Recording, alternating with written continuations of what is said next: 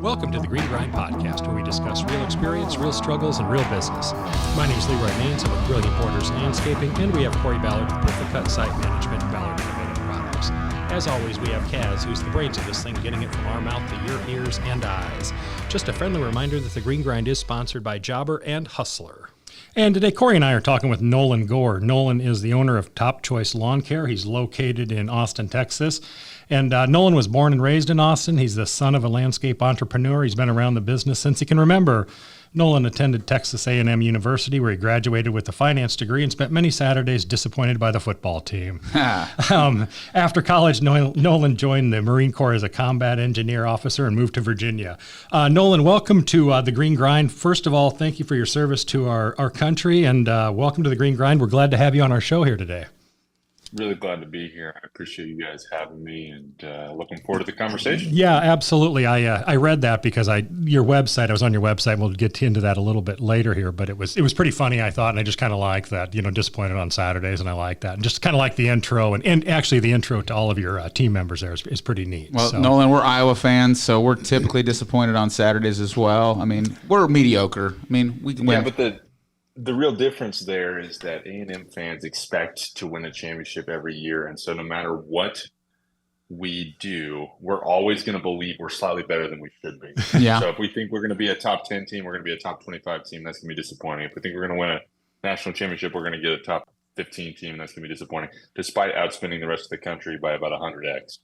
Nice. Before we were even supposed to, probably. Right. Yeah. So Corey, we got hooked up with Nolan. He actually, I was talking to him about the ProTiv, the bonus thing that we offer in our company, and he was looking into it, and they asked me to talk to him just a little bit, kind of how it worked for us. Nice. And those things, and that's how I got hooked up with him and talking with him a little bit about that and his business, and thought he actually had a lot of good things going on with his business. Let's get him on here and see if anybody can learn from him. Fantastic. So that's how you ended up here, Nolan. So if you would, could you tell us, our listeners, just so they know who you are, a little bit about you, your background, and kind of how you got your start, if you would, please. Yeah, absolutely. So as you mentioned in that little intro, I was born and raised in Austin, Texas, to my dad, who is a landscape entrepreneur himself. So I was the kid running around in the office shooting his employees with rubber bands, and didn't think much of it, didn't know much, any different in life. He ended up selling that business in the 90s and did a handful of other things. But after I graduated high school in Austin, I went to A&M and then went to the Marine Corps. And then this opportunity popped up as I was trying to figure out exactly what I wanted to do next. Was looking at going to business school and a couple of other options, specifically in real estate. And someone came to my dad and said, "Hey, this business is struggling, losing money. Do you want to buy it?" And we said that would be really fun.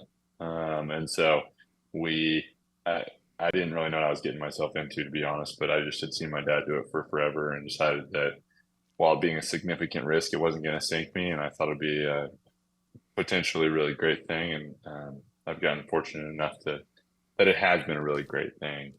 My business partner was in the business when I came in. He was doing a really good job of growing the thing and building reputation, but really needed some support from someone like me to help him get over the hump. That I'm sure you guys have talked to 1,000 owners about the black hole between $1 million and $2 million, and how hard it is to jump from being the guy that does everything to being the guy that hires people to do stuff. And so I really came in right at that moment and helped us get through that. And so he's still here.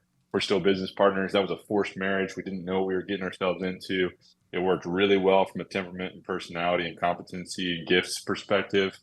And now we are going to probably do about $6.5 million this year. Happy to talk more about what that revenue breakdown is and Sure. dive into those things. But we're Austin, Texas, born and raised here again. Nice. I have some questions there. So you didn't necessarily buy the company. You had a chance to join the company, or did you buy into the company? That was because you talked about they were struggling. So how did that fit? Because we talk a lot about partnerships and, should you get into partnerships or not?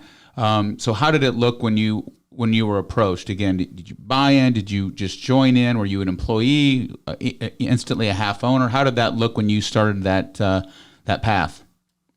Yeah. So backing up without going into too gritty of details, a guy started the company in 2005.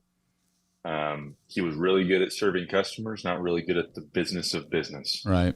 That got him into some trouble, cash flow perspectives. He asked for some money from a dad's friend. He ended up getting that money. In the end, there was some real legal issues around taxes. And so he ended up getting pushed out of the business. And this older gentleman owned the business. He was a lawyer. That guy brought my partner in, and they worked through it for a couple of years. And then he wanted to sell it. So this older gentleman who was a lawyer wanted to sell it. My partner, Golden, was not technically an owner at that point, even though he was really running it day to day. I came in and partnered with Golden. Oh, nice. Okay. So we purchased, being me, a couple family members and friends, purchased the business by frankly assuming the debt primarily, and brought Golden in as a partner at that point. He and I were equal partners until 2020. 2020 was a weird year, and there was a separation from us, and we can talk through those partnership issues that were really hard for us. We had a really hard year in 2020, aside from just the COVID funsies. And ultimately came out where I'm the majority owner, and he is a fantastic number two to me. And that cleared up a lot of things. It cleared up some financial issues for us, but it also cleared up a little bit of mommy daddy issues around who's in control, and put us into a really good spot where we're at today, a lot more aligned.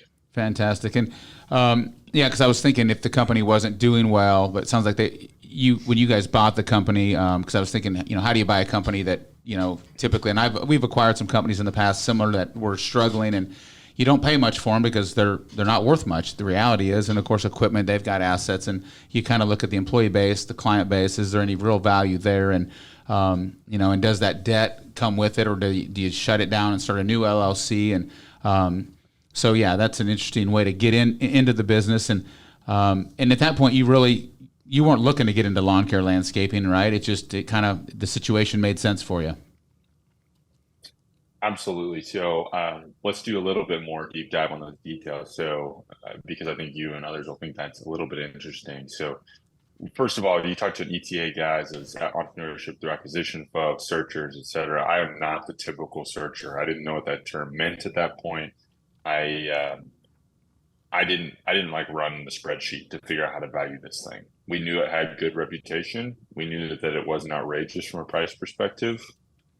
We went for it. And frankly, there was a bunch of moments in that first 3-5 months where it's like, oh yeah, there's another vendor that we owe money to. Oh yeah. So we didn't know, I don't think we could even put our finger on, which is embarrassing, but it's just true. Exactly what we paid for the thing when we went into it. Secondly, it was an asset purchase, so it was a new LLC. We cut indemnity from the previous owner, et cetera. We still know that guy really well. He still mentors my business partner. He's still a friend of the business. He's still someone that we look up to, and I'm really grateful for that season of the business. But he wasn't a small business guy. He's a lawyer who has small business leanings and has been very, very successful in his own right. He now lives on his ranch outside of Austin because that's what you do in his world. And so, I think that gives you a little bit clearer idea of how we got into the thing and what it looked like in that first little bit there. We just took our own line of credit. We guaranteed it ourselves. We dropped every one of the credit cards into that line of credit, improved our rates and everything in that way. Fantastic. Was your dad helpful in that? Because obviously he had quite a bit of experience. So did you lean on him in the beginning to say, hey, Dad, does this make sense? And can I get, I might need to bend your ear. I might need some advice. We're going to have some questions, because he had been out of the business for a little while, I think it sounds like. So was he instrumental in that as well, or pushing you forward, or asking the right questions, or help you ask the right questions anyways? Yeah. So I didn't finish that story. So my dad got out of the business. He had a 5-year non-compete. He started the first one with my uncle. And then some of his previous employees wanted to start another landscaping company. Sure. And so he still runs a $140 million landscaping company here in Texas. my uncle runs 7 landscape companies across the U.S. And so I have cheat codes, and then I have just a ton of people I can call that will take a phone call and give me advice. Now, we still argue over the differences between commercial and residential all the time because they're drastically different. And so as your listener base is thinking about transitioning from generally residential to commercial, we can have that conversation in the way I think about it and the way that our family thinks about it. Because I think they are very different businesses in the way that you should run them, operate them, sell them, et cetera. But yeah, I mean, it's still the same general workforce. It's still the same general industry. We're still making long grass short. And so we can have those kind of conversations. But yes, he did help a lot. He's just a brilliant businessman. His second landscape company was his side hustle because he was running a janitorial company. And it just took off. And now he's focused on the landscaping business again. They actually ESOP'd it a couple years ago. Nice. So yes, absolutely. I am here because I stand on the shoulders of people before me. I think that someday I might actually get pretty darn good at this thing. And every day we're proving that I might actually be decent. But I'm only here at this point in my career because I had so many people that helped me know what to do and how to skip over those rough spots. Excellent. Sure. So Nolan, when you acquired the business, what services were being offered at the time, and approximately what was the size, and then what does that look like today as well? How have you grown that to? I'm assuming you grew it to the $6 million you're planning to do this year, $6.5 million. Yeah. So when we bought the company that year, it was $1.6 million.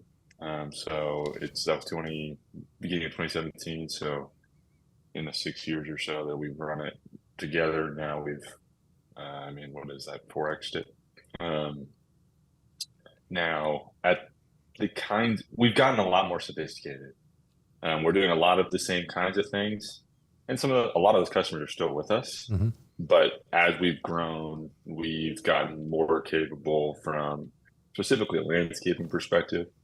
So when we started, really, we are a maintenance first company, no contracts, mow, blow, and go.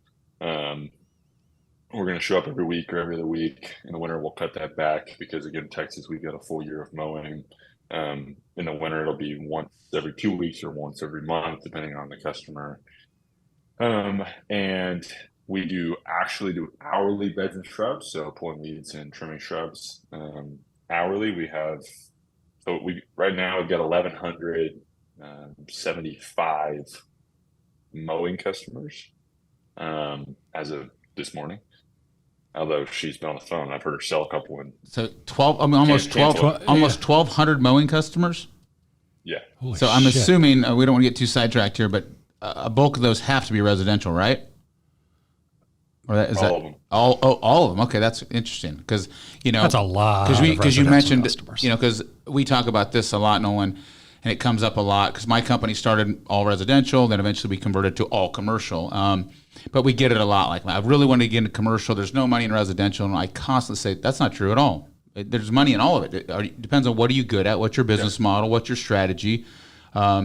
I know other companies, and I'm sure you do as well, that do nothing but residential and are extremely successful at it. So I think we'll definitely want to dive into that when we kind of twist back around. I didn't know that part of it. Because I'm thinking, 1,200 residentials. Fuck. I mean, that's a lot. When we quit mowing residentials, we had about 200 residentials, and then we had maybe 150 commercial, and we just decided that our business model, just the touch points and it's just the billing and collecting and everybody wanted to be mowed on a Friday, and for us, we just decided that we could get more bang for our team if we could do one, hospital or complex that, instead of 45 residentials for the same revenue value. And so we started changing our business model, but we hear that all the time, Leroy. I mean, I want to get into commercial.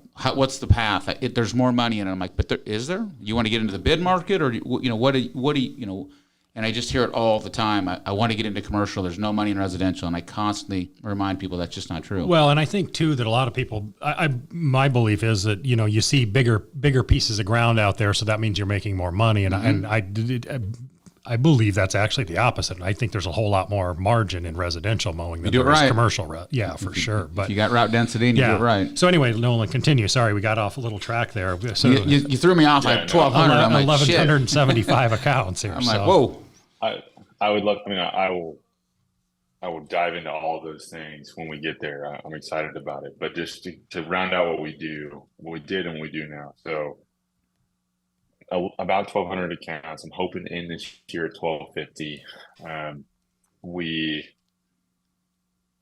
We do fertilization via sub. We are the largest customer of a local fertilization and weed control company here in town. They actually just sold last week, which is going to be an interesting experience.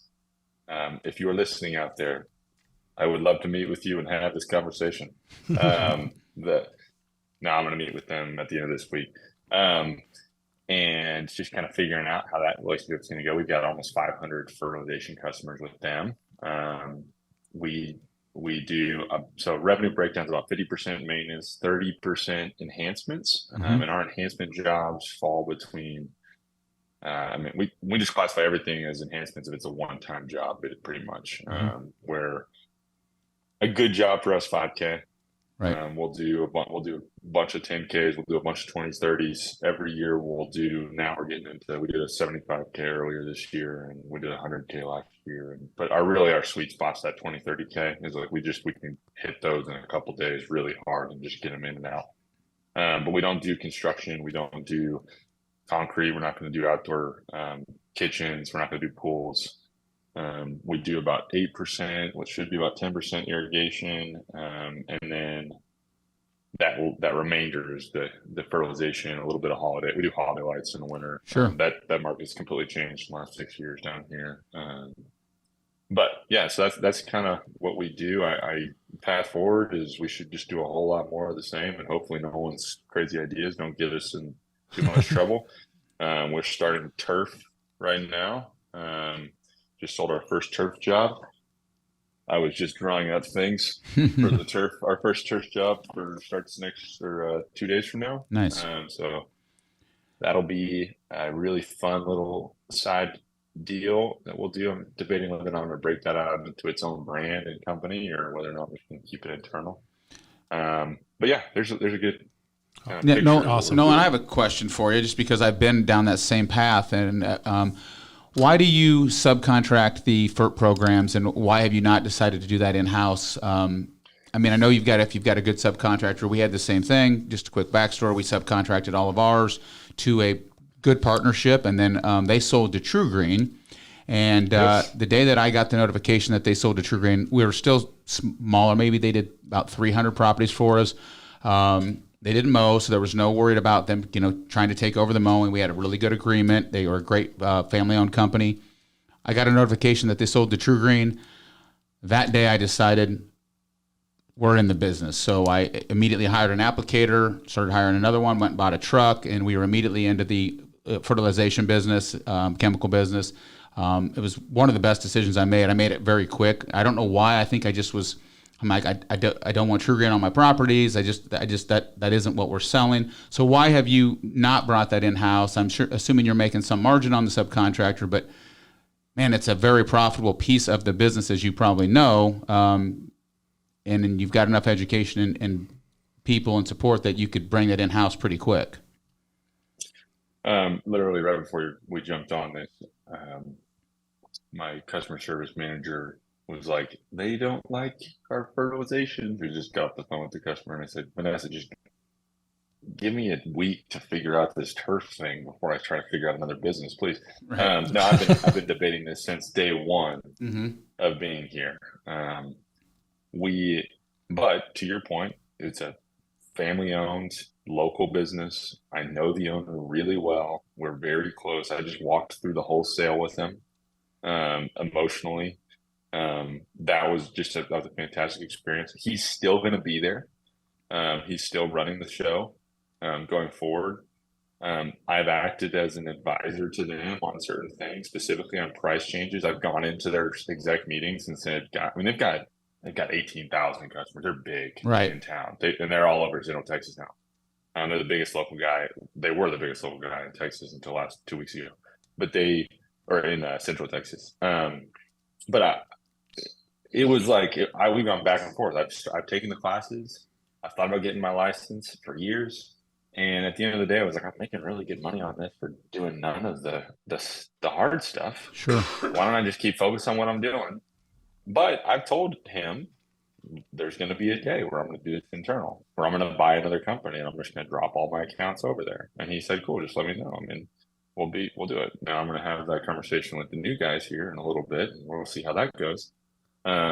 But yeah, no, I got so many other problems right now, and this is working, that I'm going to focus on the other big problems and opportunities, and understand that the bigger I build it with them as the execution, then the better chance I have of succeeding if and when I start my own. And so that'll come around. It's just when and where and how. And if this company wants to continue to serve us well and improve our service and have a great relationship, then that relationship will go for a lot longer. And if they don't want to, and if Trugan took over, I'd have the exact same response. If they want to take over and have decrease the quality of the service, decrease the quality of the product they're going to put on the ground, then I'll go away pretty darn fast. Sure. Yeah, and I just always think about also the branding opportunity. You've got the relationship with the clients, and then they see another one of your trucks on site, and for us, it was like we want to do all the services. You've got a great relationship. You've got trust already with the clients.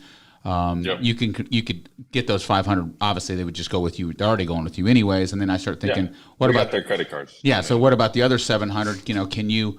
When people talk about growing their companies, I always say, are you maximizing the value you're getting out of the current clients? That I want more clients. Yes. I want more clients. I'm like, are you maximizing the value with the current clients you already have and getting all services that they're, because those other 700 are probably paying somebody to fertilize and we control their turf. And so, there's a great opportunity to grow with the customer base you currently have. So I don't need to educate you on that, but it's interesting that, at the size you're at, that you said you've probably thought about it a million times, like, when are we going to do this? But sometimes you have a great marriage there with a subcontractor that just makes sense. And to your point, you continue to focus on the business model that you're really dialed in on, and you'll cross that bridge when you get there.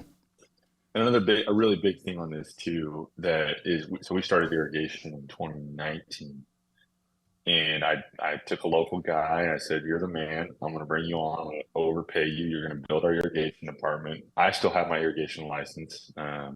But I don't know what I'm doing. I just took it because I know I needed it, and I'm a good test taker.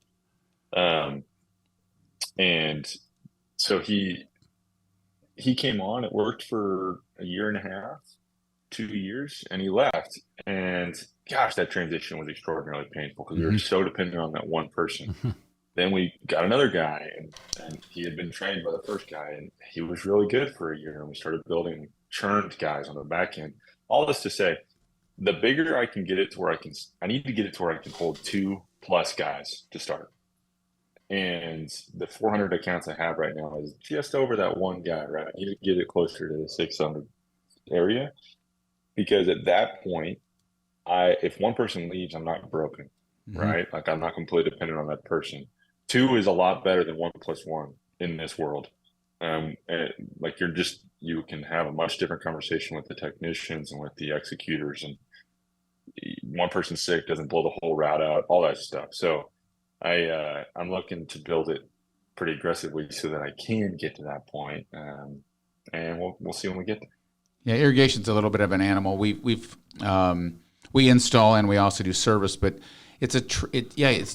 we run ads for irrigation techs, and it's a skilled trade, and they're hard to find, and most of the good guys already work somewhere, and then they probably have a non-compete, and it's tough. So we're always trying to train new guys, and about time we get them good, they end up going on the plumbers union. I mean, it's irrigation service for us. I think at one point we had 7 techs.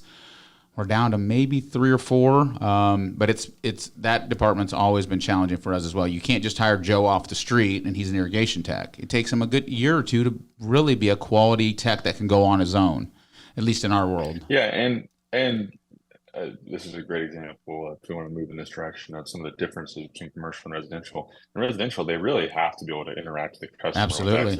Yeah, I mean, they're in their house.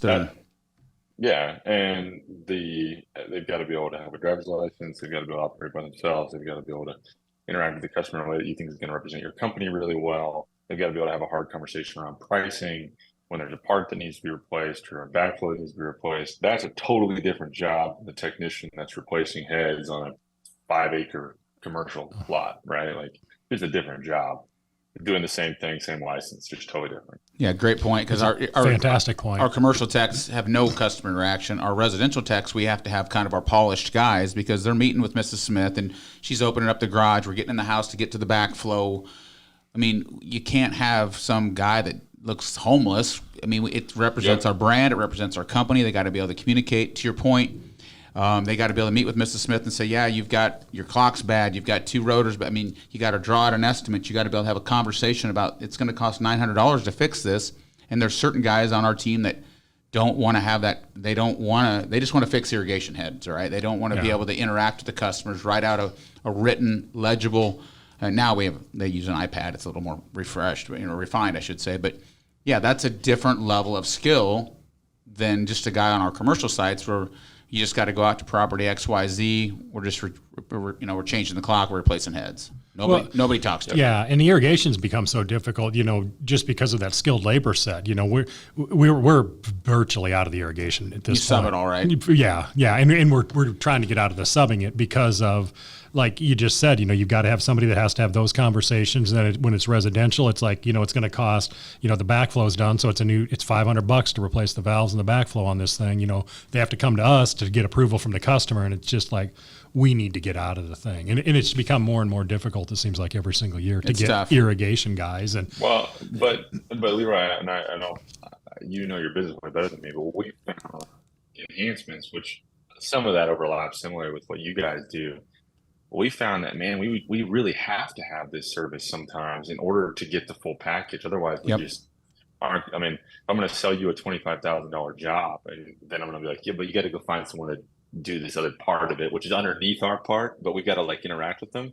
It's just such a different conversation than to be like, look, we got it all. Yeah, you're correct. And to your point, we will still fix some of the stuff that, if we're doing moving a retaining wall, installing a new wall, we have to move some heads, add a zone, those types of things. We will do that, but we're just not actively going out trying to find it, start up, shut down, those kinds of things. Right. It's just not. Yeah. So it's an enabling service as opposed to a standalone service. Yeah, correct. Yeah, because you have to, when you're installing landscape, you're still moving heads, and there's certain pieces of that. But it's a tough business. Here, especially in Iowa, we had that cold snap earlier where some irrigation was already started up, and we can have a hard freeze in October real early in our seasons as well too, and that makes it more difficult, I'm sure, than it does in Texas as well. Yeah, and we actually sold our residential routes. I think we had about 11 or 1,200 residentials that we did startup, shutdown, and service on, and we sold that to a local company. It's been 7 or 8 years ago, but we sold that entire list to them because of that exact point. I think we needed 4 techs to run the routes. It was a lot of schedule. It was very tough for us. And at that point, we were really focused on our commercial work. And so we mainly, all of our irrigation now is commercial. So it's a different tech. It's just a different style of tech. And we might have 50 residentials that we just have to do because based on who they are. Or I get it. Yeah, for sure. They own something that we got to take care of. And, right. Yeah. No, let's talk here. Let's switch gears just a little bit. Let's talk about how do we get to 1,175 mowing accounts? That's one of the things I think that our people want to hear. How many did you start at, and how do you get to 1,175? And one thing I really wanted to ask you about too was your website. You had an instant estimate button on your website. I found that fascinating, and I actually pushed it, but you don't service my area. I found out. So, they don't I was just curious how he's got route density, and Iowa's not part of the route density. It doesn't seem to be part of it. But I'm just curious, that button, next year. Instant estimate. I found it very fascinating. If you talk to us just a little bit about that as well too. Yeah, absolutely. So interestingly, we talked about how we 4 times the business from a revenue perspective. Yep. Now, I really wish I knew the exact number the day I showed up, what our mow count was, but I don't think it was much less than 450. I mean, we haven't 4 times I guess it's kind of close. It's 500. We've only 2.5, 3 times. Mm-hmm. So you're talking about, Corey, you're talking about maximizing your customer value. We have done a lot of work, both from a price change perspective, but also from an layering on additional services and increasing the value of each customer. Certainly. Last year we did that really well.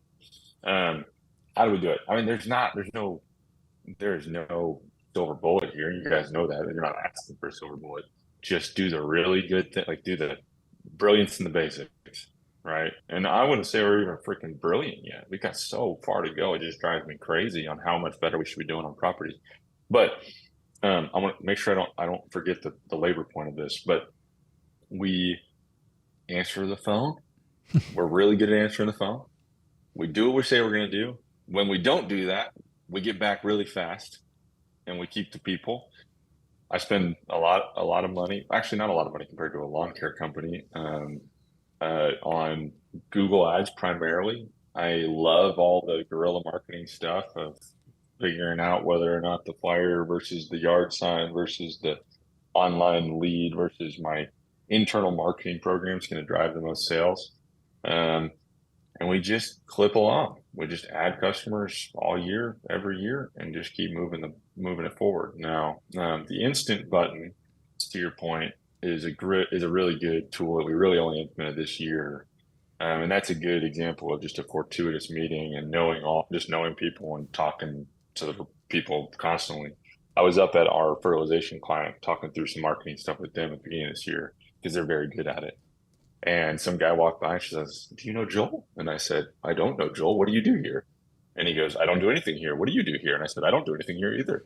And he said, "I run a instant quote business. It's called Dplon. You can go look it up, dplon.com. Joel lives here in Austin. He worked at Intel. He's a artificial intelligence guy. And so he just quit that job and started building this product for fun and to build his own business with a brother and a friend and stuff. And so there's still a pretty small company. They're doing some pretty impressive stuff. He came down to the office. We worked through it. We've been pretty instrumental in some of the product development stuff, giving them feedback on what needs to be improved and how. But it's all on their platform. So basically, the instant's a little bit wrong because it really takes 45 seconds for the computer brains and robots to go measure their yard using aerial stuff. But the customer has the ability to say, "Okay, here's my address, number 1 Vine Street." It says, "Is this your house?" And you say, "Yes." And then it goes, and they ask you some questions while it's thinking. And then and you should have Joel on the podcast, by the way. He's a really smart guy. But it spits out this is what we think your lawn looks like. And it's not just using Zillow or something like that, looking at square footage. It's actually using aerial imagery and computer brains to figure out where the highest likelihood of turf actually being. And then you can choose whether or not you want the customer to have some ownership over adjusting those polygons. And that gives them the square footage. And we quote everything off the square footage, not because square footage is accurate, but it's a good indicator of time, right? I think in time when I think about pricing, right. I think about dollars per man hour. So when we first got here, we were charging something like $40 a man hour. I'm now mowing at $65, $70 a man hour when we're on site. And it spits it out. They can put their credit card. It integrates with Service Autopilot, which is our backend platform. If you're talking about how we go that far and how we grow to that number of clients, it integrates with Service Autopilot. It's a little clunky still, and they're improving that. But the most important piece is that it'll take the credit card via forms on Service Autopilot and drop it onto their account.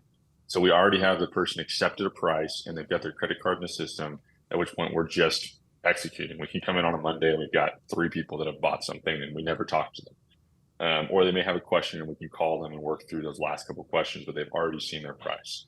Now we've still got to really refine that process and how quickly and accurately we respond to them and work through that pricing with them, because sometimes it screws up. But I always rather have someone that we screwed a price up on and work through that with them than someone that we didn't ever get to talk to, you know. Sure. Yeah, the instant quote thing is just way better than trying to say, "Yes, I'd like a quote," and then getting to them Monday afternoon when they requested it on Friday evening. So I like it. No, and a couple questions I'm thinking too. So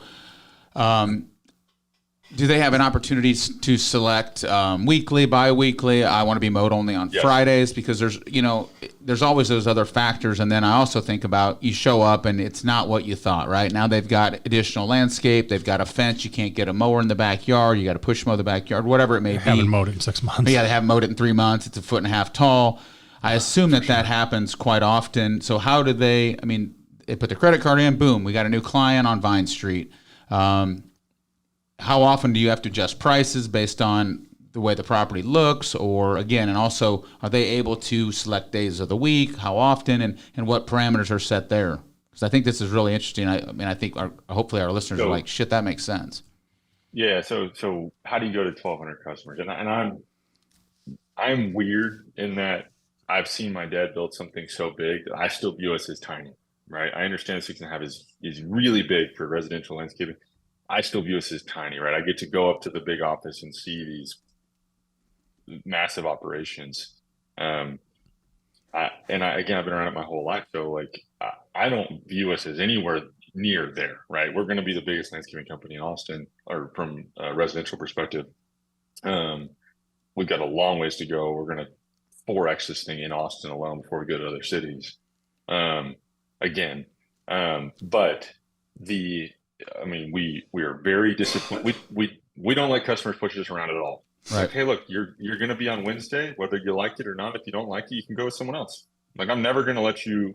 You can request it, and if I have a Wednesday route and a Friday route in your neighborhood, that's great. I'll let you. And if it doesn't, I don't care. Then I'll choose it. But if you've got other people on your street that's on a Wednesday and you want a Friday, I'm sorry. I would really love your business, but in order for me, this is part of the conversation. In order for me to charge $75 to mow your lawn, I have to do it in a way that is extremely dense. Mm-hmm. If I don't, and I come on a Friday, then that's an extra 7 minutes of driving both directions, which adds up to an extra whatever number of dollars. And then I can't provide the level of service at the price that I'm giving you. And so it's actually worse for you and for me if I adhere to your request here. So I would love to take care of your home. I would love to do it on Wednesdays. If I can't do it on Wednesdays, I would love to give you a recommendation for another company, because we just believe in serving people and there's a lot of grass to cut out there. So we are ruthless about route density. We go through that annually, clean things up, move people around, give them heads up they're going to be moved. We have those hard conversations every year.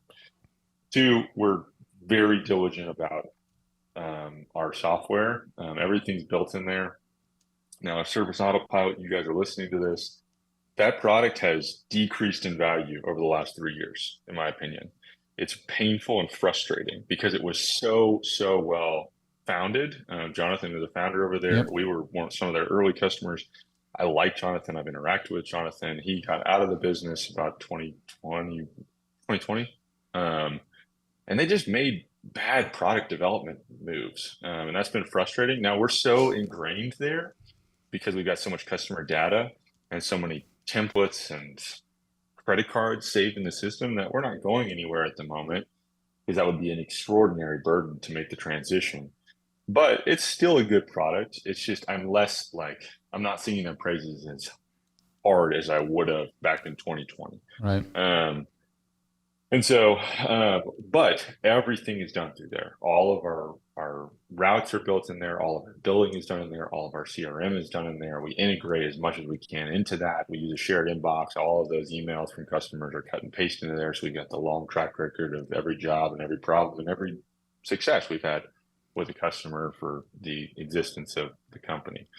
So that's a big piece of it too. Yeah, we use Service Autopilot. Yeah, we use Service Autopilot for 3 years, I think, or 4, and then we've recently switched to Aspire. Service Autopilot was it did a good job for us as well. There were certainly things that all software is that way. There's things we loved about it and things we hated about it.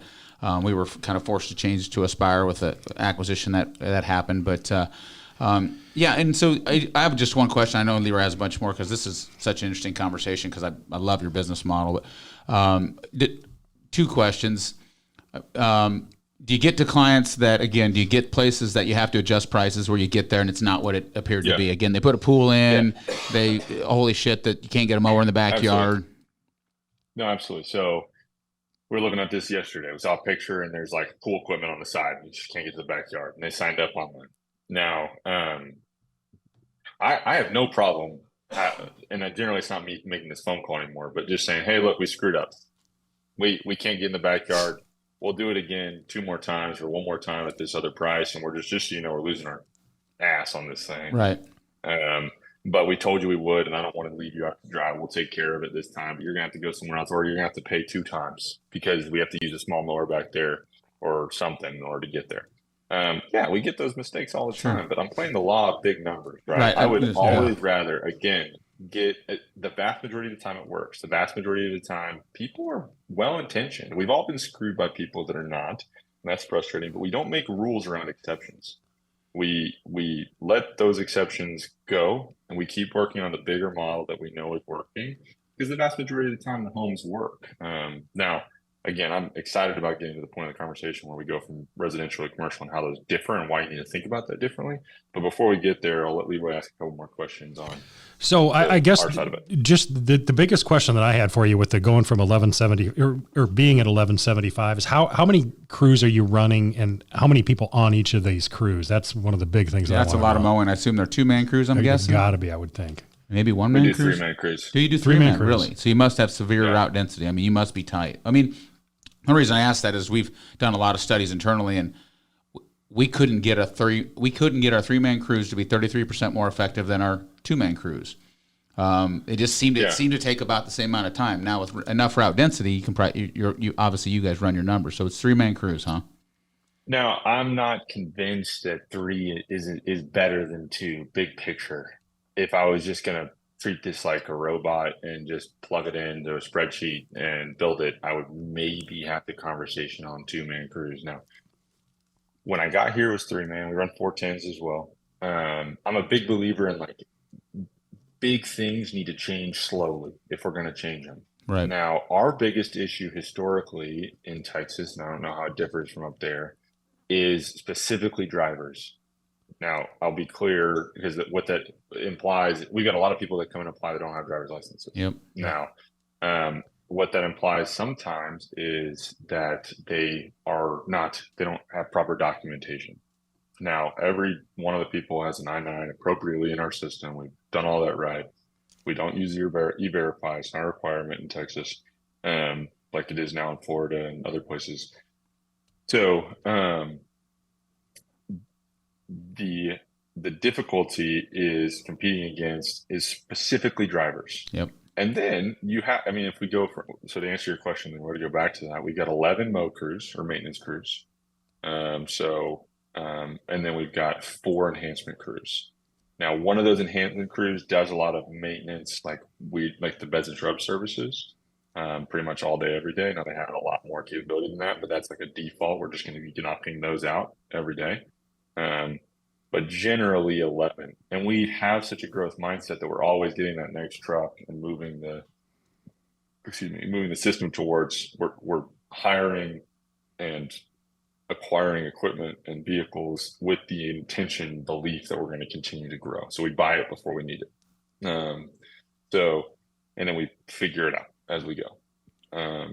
We run box trucks if y'all find that interesting, for various reasons. And I'm going to continue moving that direction from a maintenance perspective. We run trucks and trailers for our enhancement crews primarily. Does that answer your question? Yeah. So box trucks, like you're running like a Suzuki cab forwards with a 16-foot box, 14-foot box. Yes. Yeah, exactly. Yeah. We run the Isuzus with the flatbeds, and we've gotten away from in our maintenance. We've gotten away from almost all trailers. I mean, we run a lot of Isuzus. I went to that 15 years ago. Everybody thought I was crazy, and boy, now everybody does it. Everybody does it. It's the only way to go. We've got 16 and 18 footers, and all because easy to drive. They don't need CDLs. Yes. We don't have the trailer maintenance, painting the trailers, tires, wheels, registration. Easier to park. Takes up less parking space. A really big thing in our environment is real estate's so expensive down here. Right. That storage is a tremendous issue with the amount of machines we're going. So we were on an acre until this year, and we were running that many crews. Wow. And whoa. It was a little tight. It was just outrageously tight. It was just kind of like Tetris every day, figuring it out. We finally moved on to a much bigger property.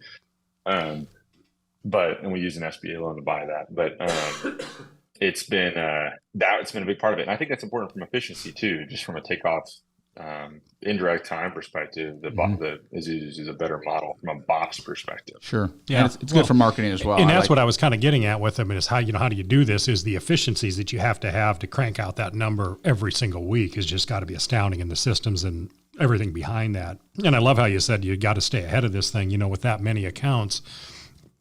Excuse me, adding 7 to 8 on a daily basis can probably be pretty easy for you guys, to where you need another person immediately, and that makes a lot of sense. So why residential? And let's talk about this residential versus commercial thing here, because we've had this conversation, is an apartment building considered commercial? Is it residential? HOA. What is it? Yeah.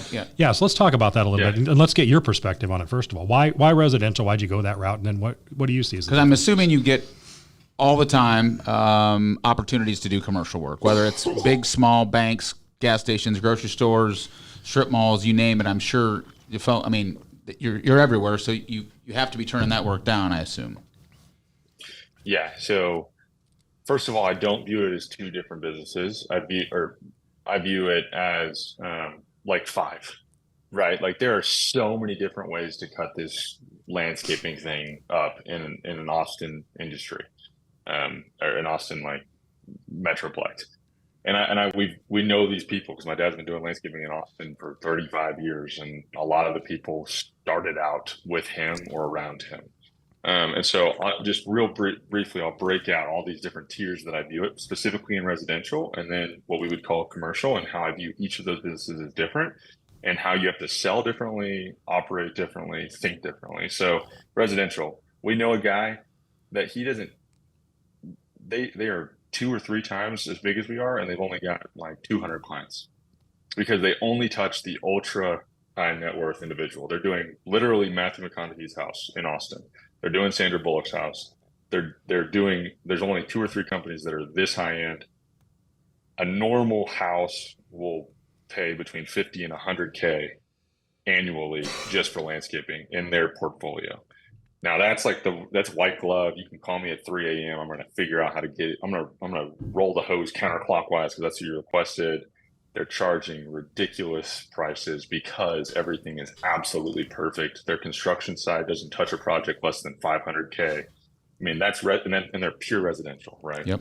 Then you've got kind of a second tier white glove service, which second tier makes it sound bad, but they're taking very high net worth individuals. They're going to have a property manager on site every week or every 2 weeks. They're going to tell you what needs to happen to make your yard look good and get that approved.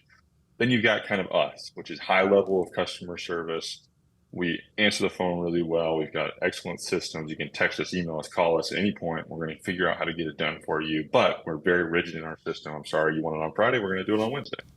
And then you kind of got that company that's got a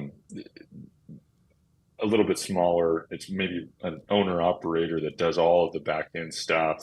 There's nothing wrong with that. That guy can make really good money, and if he does it really well. Then you got the chuck in the truck, right?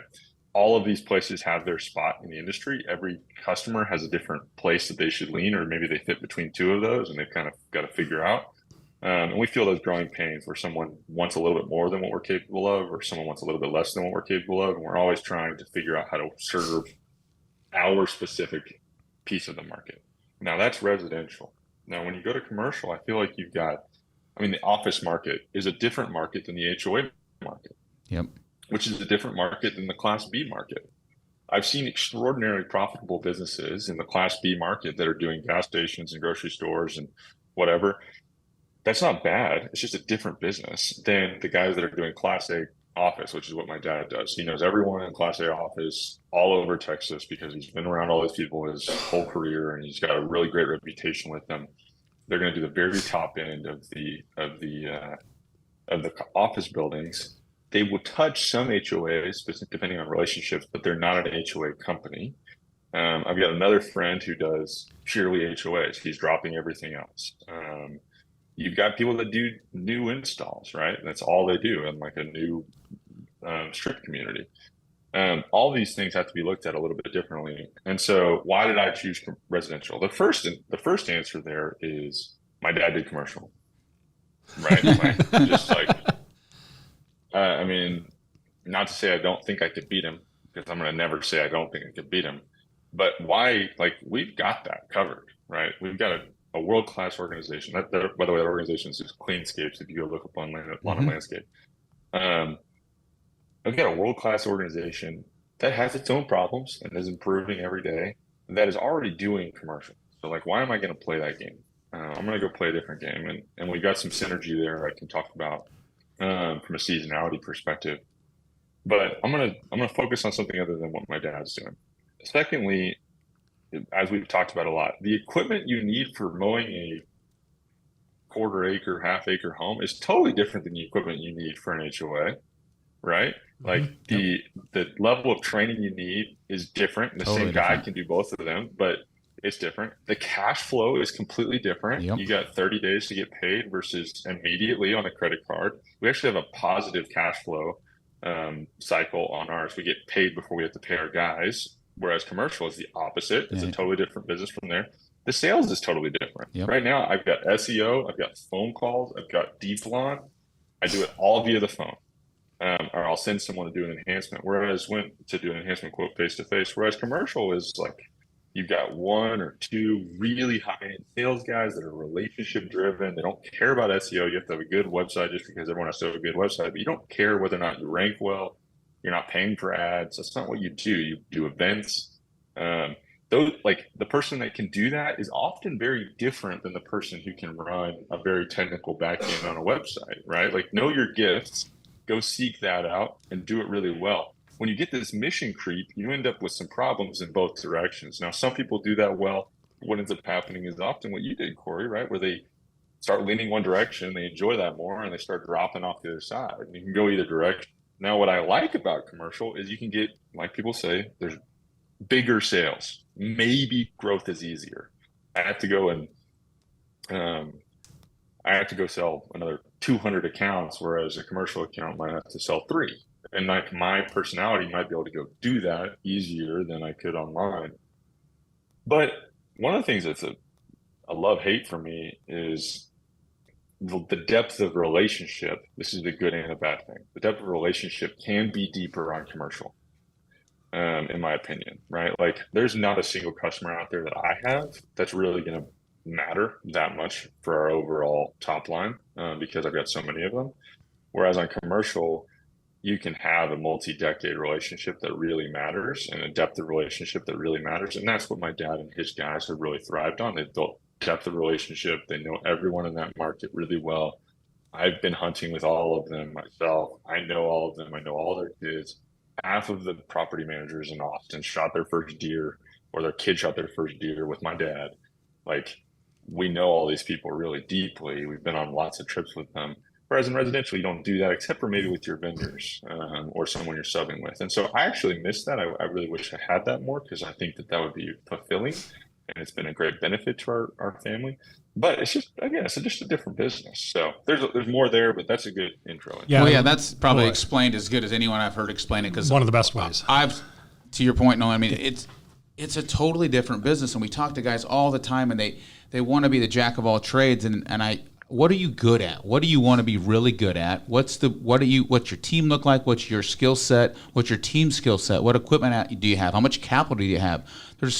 You can't do it all. You have to be really good at what you do. And Leroy's figured that out in his business. We figured it out in our business. And there's so many guys doing residential, HOA, some commercial. They do some install, they power wash, they sweep, they clean windows. And I'm like, what are you fucking good at? Well, we're good at everything. You can't be good at everything. Right. And to your point, commercial is a totally different animal. We have business development people in every market. We have account managers in for every amount of accounts, and it's a totally different business model than residential. And to your point, also, if we lose a hospital, it's $1 million account per year. There's a totally different. There's more vulnerability there. There's more risk. If you lose 3 residentials tomorrow, you picked them up by Sunday. It doesn't. I mean, you don't want to lose them, but it's a different deal. It's transactional versus relationship driven. I mean, and even in the commercial side as well, though, as you know, in your dad's business, you can have great relationships with them and they sell out. The guy that's been making the decision for 20 years, he retires and they get this new guy in here and he's hungry. His buddy's doing it. He's hungry and he wants to save the company money. So he now goes and gets 3 proposals and you're like, hey, we've been taking care of the site for 15 years. And he's like, yeah, but I'm new. I don't really give a shit.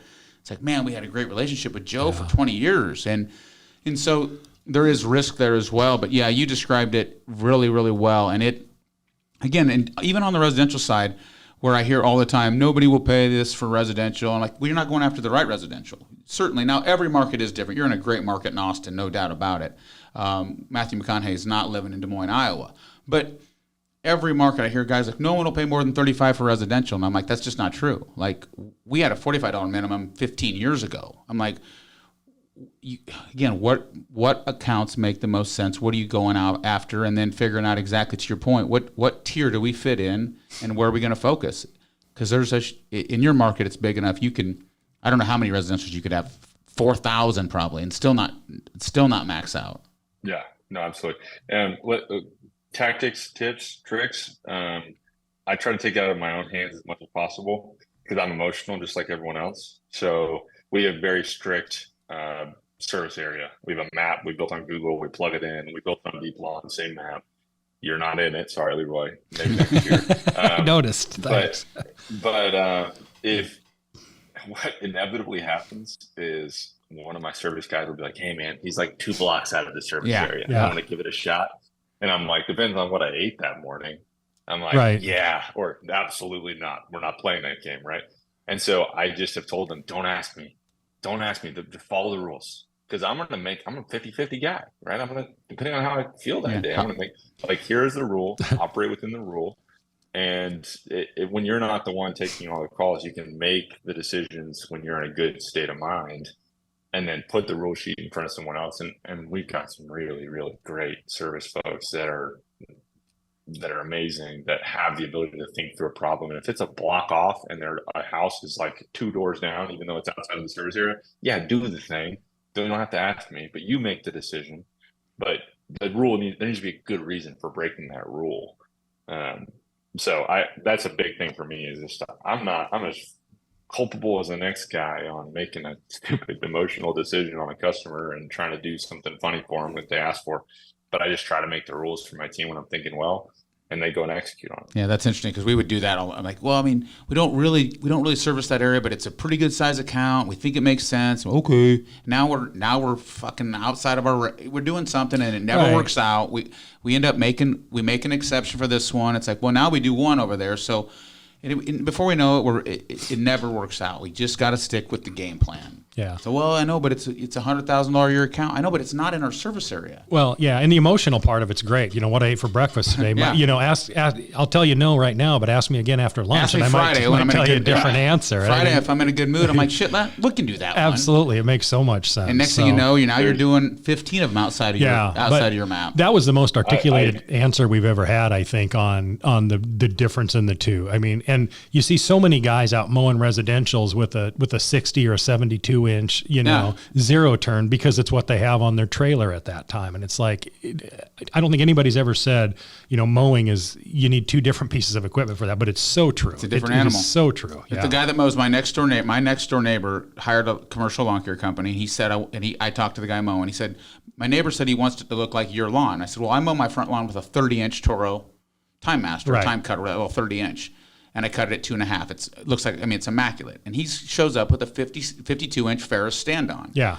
It's never going to look the same. Correct. He cuts commercial grass. And he's got it all rutted, and he's trying to stripe it, and it's not the same. It's a different setup, bud. And he's like, your neighbor he said he wants it to look like yours. And I'm like, it's never going to look like mine. You got the wrong piece of equipment. Right. He said, I said, do you have a 36? If you got a 36, get that 36 walk behind out. Set it down to about 3 inches, and you'll make it look decent. But it's a totally different animal. Yeah, but nobody's ever said that on our podcast before, and that was a phenomenal answer. So, Nolan, I think we could talk to you for another hour and a half here if we had the time to do it. But one of the things I wanted to ask you is what struggles do you have on a daily basis? I mean, you've made it sound like you guys are kicking ass and taking names, and you certainly are. But what struggles are you guys seeing on a daily basis still to this day that still what keeps you up at night with these things?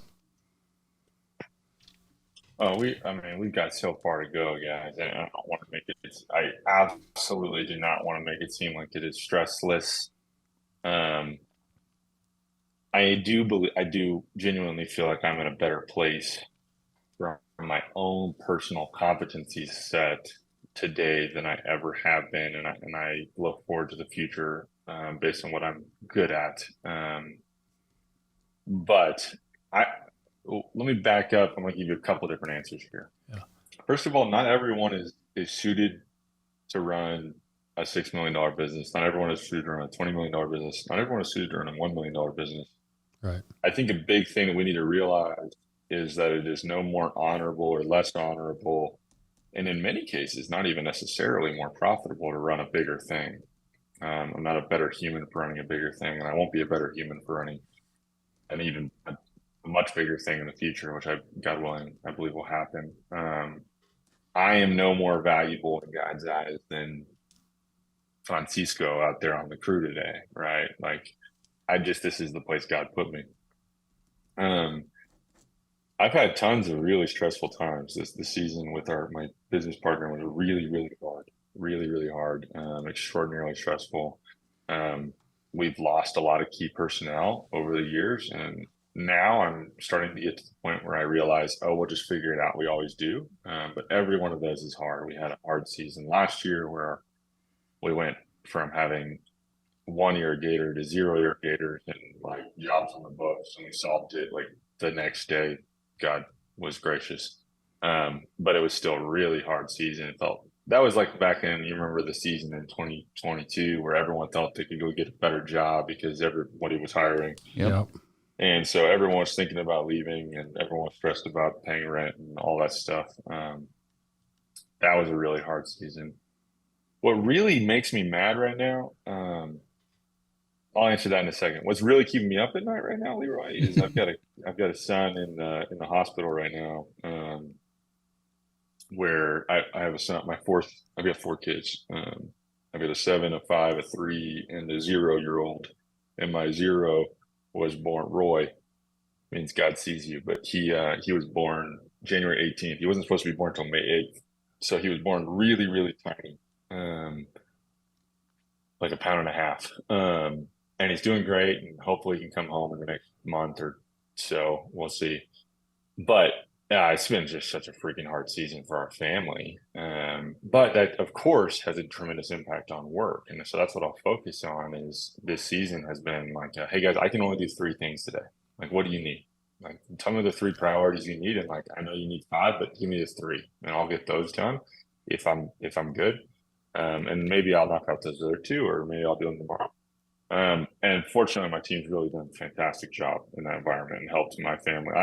We would be, who knows how much better today had that not happened, but that's just not the way that the Lord planned it. And so I'm running on fumes all the time. I'm more emotional and more tired.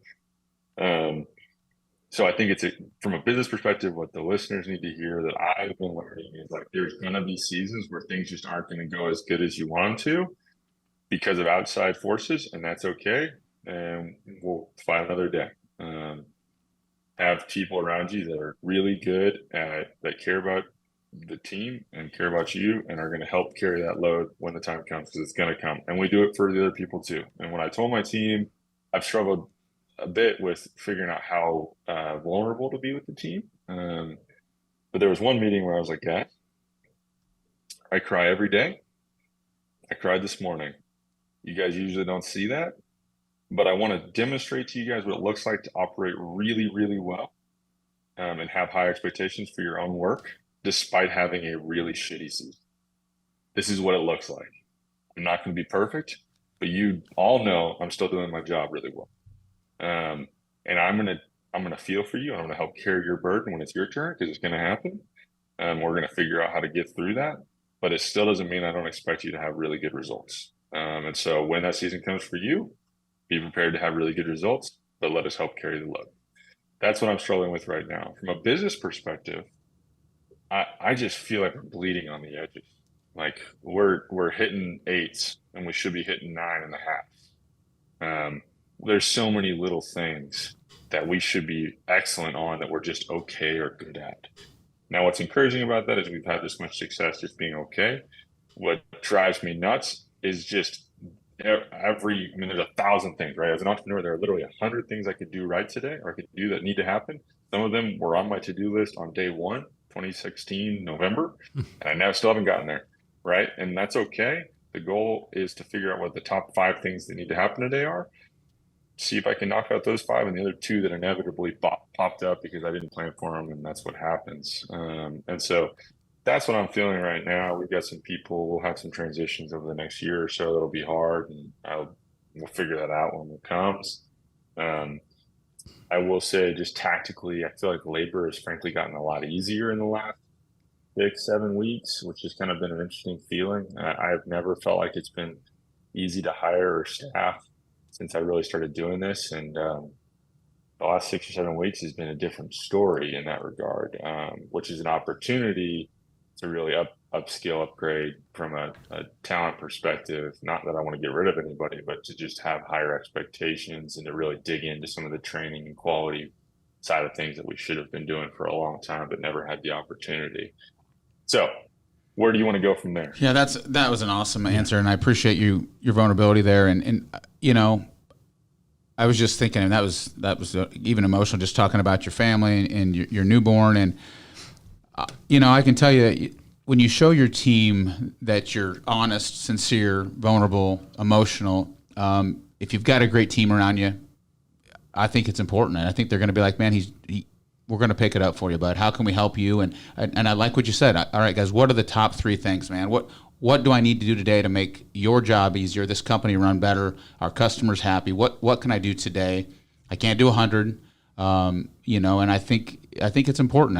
And as good leaders, and as you become a better leader, and I've been a bad leader, I've been a good leader, I've been a great leader, I've been all of them in between at different times in my focus. And but I do think it's super important that, man, we talk to people all the time. You got to communicate with your team. They got to know who you are, where you're at emotionally, and then where's the business going, and how can I help you, and how can you help me? And to your point, guys, when you're down, I'm going to be there for you as well. When you're having a tough season, or we have guys, you know, getting divorced, and guys and gals, and anytime we see somebody with their head down, and you know, how can I help you today, Bobby? What's going on? You know, I'm behind on my house payment. My wife and I are on shitty things are going on. Like, all right, buddy, you know, how can I help you today? Let's, you know, knuckle bump, give him a hug.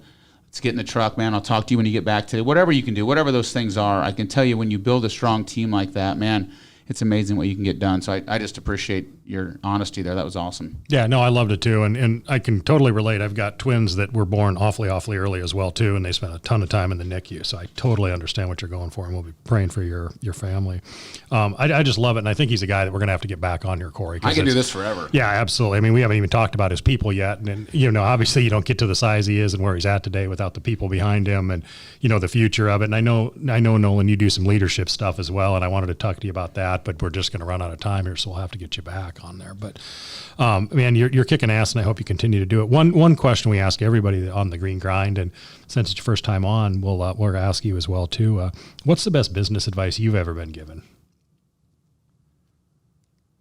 You know, the first thing that popped in my head was, I remember a day that was really a bad day, and I called my dad. I just got in a frustrating, we'll say, conversation with an employee.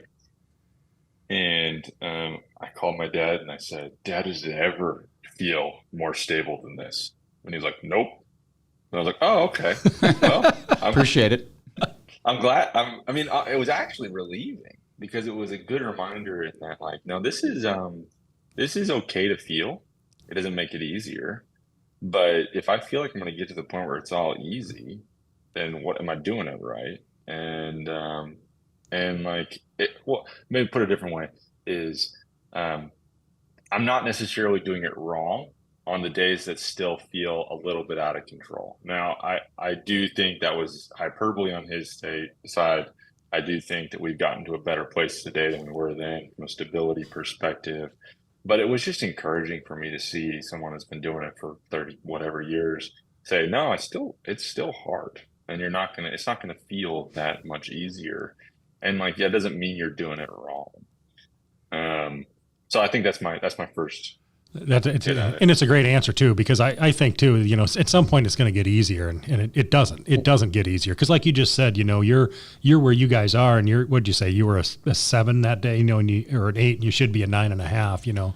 I think every entrepreneur feels that, no matter how good they are. It's like, we should be better. We should be better. And absolutely. How often do I say that, right? And I've said it at numerous events that I've talked at. I said, I remember Mike Andes and I were talking. We were walking back from Expo, or I think one of the shows, and I said, all these guys say they wish it was easier. It's not easy. It's not supposed to be easy, and I'm glad it's not easy because it's not for everybody. And it's, if it was easy, we'd have more competition. So I love that it's hard, and it's supposed to be hard. Running a business is hard fucking work. And there's days, all of us have days, probably weeks, and sometimes months where we're like, holy shit, this is so smooth.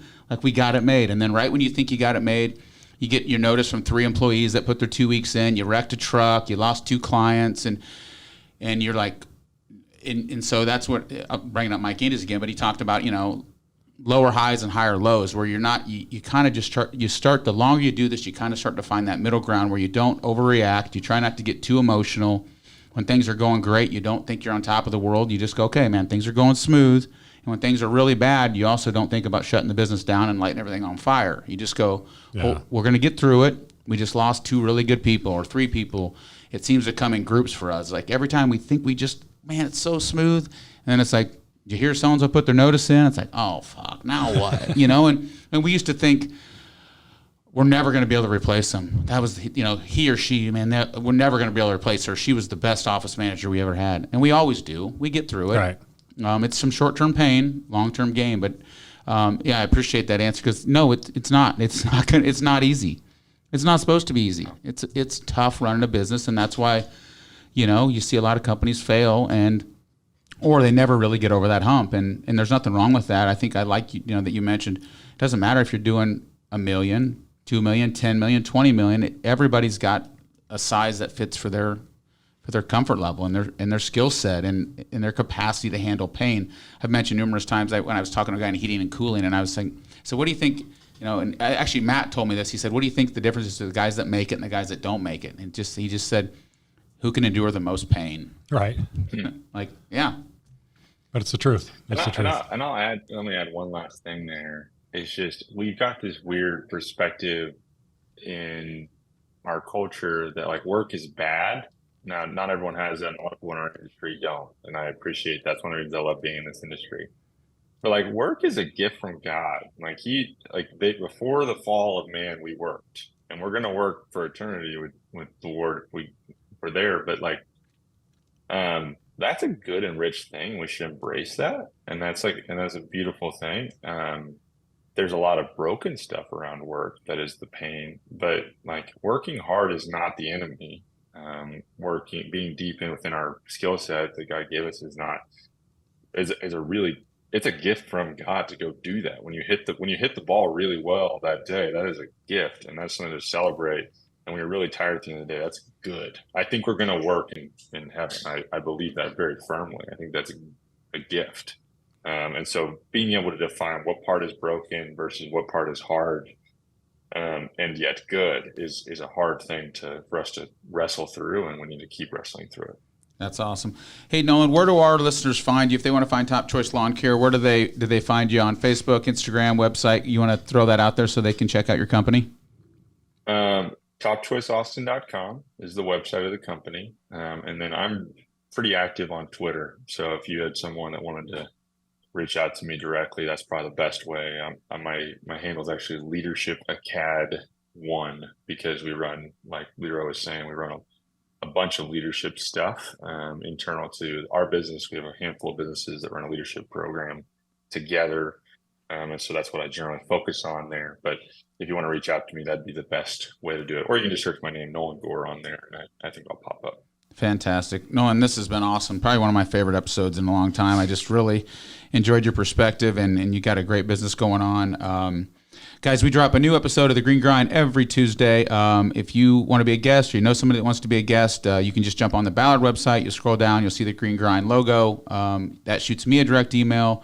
Leroy and I do a pretty good job of answering any Instagram questions on there if you want to shoot us a direct message, or obviously on Facebook as well. So, and we appreciate Jobber and Hustler being our sponsor. Nolan, awesome, man. This has been it's been a great one. podcast. Nolan, thanks so much for coming on, and let's keep in touch because I definitely want to get you back on our show. Yeah, I want to talk about the Leadership Academy. Absolutely. I also want to talk a little bit about if you've implemented this ProTiv into your, is it ProTiv, right? ProTiv, yeah. I don't believe you were going to. Oh, so you didn't? Okay. I don't know if you ended up doing it. I've started. You did. Okay, so once you get some data, Yeah, we'll this fall, let's talk about let's it. get you back on, and man, we'll wish you the best and in your business, and hopefully things work out obviously with the family, and just keep doing what you're doing, man. It sounds like you're on the right path. Great talking to you guys. Thanks so much, Thank you very Nolan. much for the time. Appreciate it. Awesome, buddy. Have a great night.